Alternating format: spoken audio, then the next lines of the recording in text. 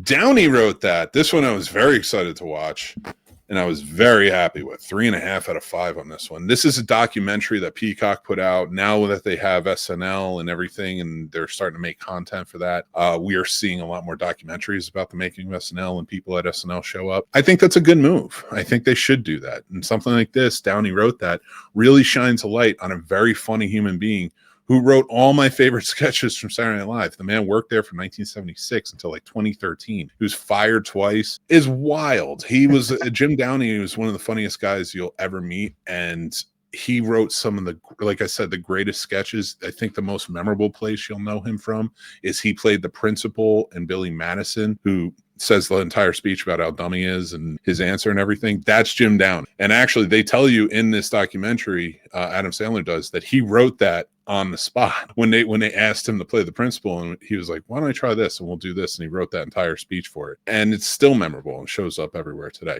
So I don't do a lot with documentaries in terms of reviewing them, and this is one I wanted to really shine a light on, because the John Candy, I Like Me one came out as well.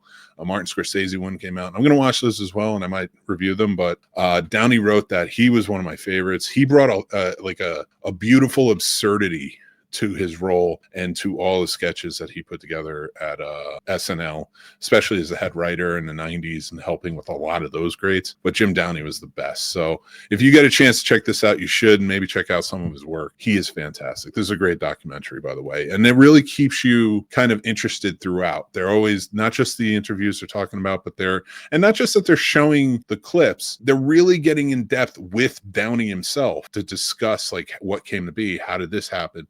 And I like that. It did feel more, having him there and a part of it really felt a little bit deeper than you might get when you hear other people talking about the subject. So it's good that they did this while he's still alive. Yeah, I really enjoyed this. Downey Wrote, very good.